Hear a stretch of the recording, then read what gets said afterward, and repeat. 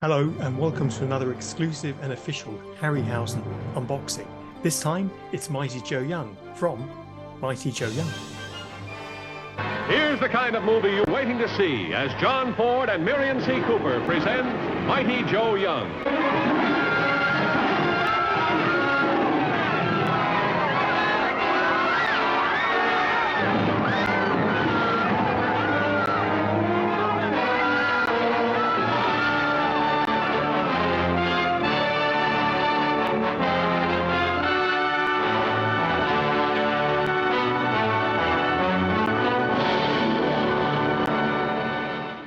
This was Ray Harryhausen's first feature film production, and he worked under the direction of Willis O'Brien, the creator of 1933's King Kong. Ray had impressed O'Brien, or Obie as friends called him, with his own animation work. Records from the time show that Ray completed 95% of the animation that was used in the final film. Early plans to shoot the movie in colour were abandoned when it was decided it would be too expensive. The film's original title was Mr. Joseph Young of Africa, and was partly based on a true story entitled Toto and I, A Gorilla in the Family. Now, the ambition for Mighty Joe Young was as large as the ape itself, and many scenes didn't make it to final production. During the 2-year pre-production, there were many scenes developed that were cut at the script stage. Some beautiful artwork here reveals what could have been. Ray told me that Obie did hundreds of sketches that were never used in the picture, and they kept changing the script. The ambition of the filmmakers and Willis O'Brien is clear to see here in this dramatic watercolour by O'Brien at the nightclub, where Joe is involved in a highly choreographed sequence involving lassoing cowboys with tigers and a lion floating on balls. It was not realised in the final film due to its complexity of image and combination of live action, matte work and miniature. It would certainly have been a standout moment had it been filmed. Joe was to have fought in an auditorium and with tigers as drunken revellers look on. A similar scene in the nightclub shows Joe throwing the lions into the tanks with the sharks. Ray created this art himself of Joe pulling a horse and rider to the ground for this dramatic capture in Africa. Another unfilmed scene shows Joe holding the front of a burning orphanage so that the children can escape the flames. You can see more about the unfilmed sequences for this film and many other Harryhausen films in my book Harryhausen, The Lost Movies. For its time, Mighty Joe Young had a monster budget of $1.5 million, but this ballooned to $2.28 million. I found out more about the story during the commentary record for Mighty Joe Young with Ray and film director John Landis. John went on to say that when it's a studio picture, you never know what they're charging. Ray added a lot of the front office would put their charges on. It's meant for accounting purposes. The film took on the studio's day-to-day running costs, making the budget for the film appear more significant than it was. Mighty Joe Young and its stop-motion photography was then deemed too costly and no longer commercially viable for stop-motion visual effects on screen. But the film itself was received well by audiences and deservedly won an Oscar for visual effects. There were tentative plans for sequels too. Joe Meets Tarzan, where Mighty Joe would have met Tarzan, to be played by Lex Barker, who had completed Tarzan and the Slave Girl in 1950, but the perceived high cost for Mighty Joe Young put a stop to this. The film was remade in 1998, with stunning animatronic gorillas created by Rick Baker combined with computer graphics.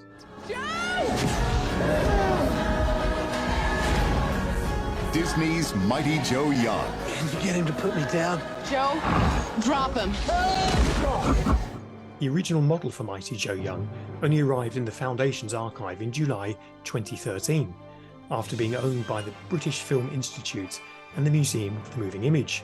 It was previously owned by film critic Leslie Halliwell. We had the model assessed by our conservator Alan Friswell in time for the 2020 exhibition, and decided that nothing should be changed with regards to repairing the original damage. Instead, the piece has been treated essentially as frozen to present any future damage and to stabilise the model for display. Right, let's get unboxing. As always, wonderful box designs here from Star Race Toys, working with Christopher Nico at Rain Studio. Christopher told me that Joe needed a jungle adventure feel, so he used green, brown and a lot of grey, since Joe is living on a jungle and is identified with rock and stone. Silver and gold are added here to achieve that luxury feeling too. And of course the sculpt is by the renowned Keibatsuya Studios. It's the Super Final Series statue we're looking at here. There's two versions of Mighty Joe. One's in colour and one's in black and white.